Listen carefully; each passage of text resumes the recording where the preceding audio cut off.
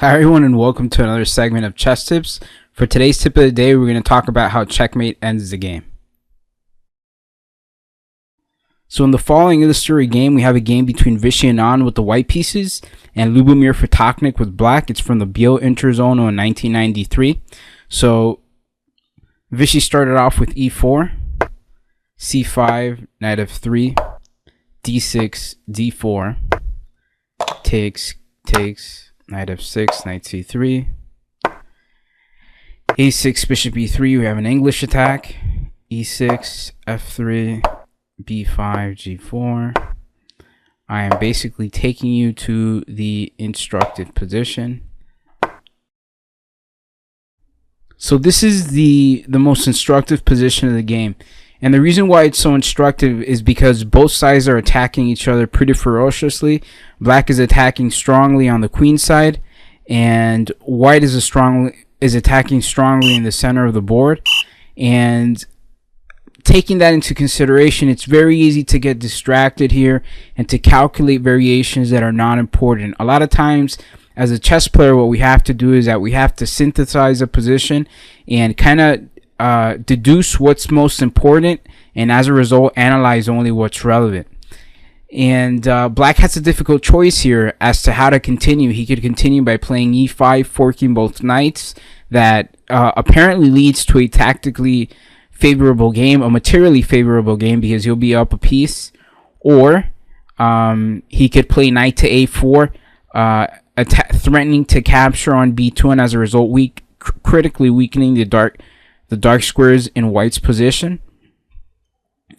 Or alternatively, he could choose the move that he chose in the game, which should be praised because it shows how he kept a clear mind in this, ultra complicated position, and he found the most practical solution to his problems, and that's to continue with his attack, keeping checkmate in mind and the opponent's king in mind, and playing knight takes b2.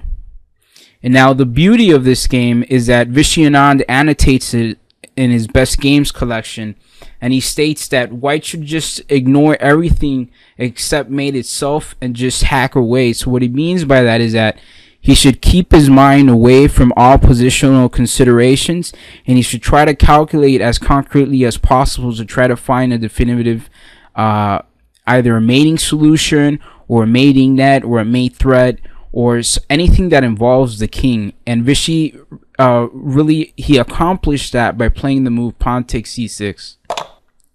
And this is an astonishing move because basically what he's doing is that he's ignoring the fact he's surrendering the exchange on d1, and he's also ignoring the fact that he has the possibility of capturing the knight on b2.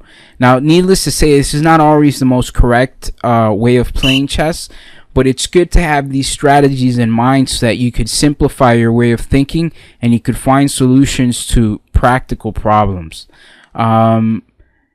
Keeping that in mind, the game continued castles here, and Vishy went ahead and captured the knight. The game continued knight a4 check, king c1, b3, knight takes b3, bishop a3 check, king b1, knight c3, king a1. Now knight takes queen doesn't work because of knight takes queen on a5. So black plays queen to a4. White repositions his queen to d3. Bishop b4 threatening checkmate. Knight c1 defending. A lot of times Capablanca said that on f1 or on c1 they're one of the best defensive squares for the knight. King to b8. Bishop d4. Rook c8, bishop e5 check. White is now completely winning the game. King a7, queen e3 check. Rook c5, rook d3, threatening to remove black's strongest attacking piece. Queen takes c2, and he accomplishes that by playing bishop takes. Bishop takes c3, rook takes c3, queen takes. And after pawn takes f7, white has just a decisive advantage. He's going to have a connected a really strong pass pawn on the 7th rank, which the result was nailed down after g6. Black went ahead and resigned. So not only is white materially ahead here, but he also has a positionally winning position, and he's cleared his king from any danger. And so once again, if we go back to that position where black plays knight takes b2, black chose the best practical move here, and that's to immediately begin attacking the king. White went ahead and used the same strategy and counterattacked the opponent's king, and as a result, because white was able to keep his cool and his mind focused, he was able to concretely achieve a winning score.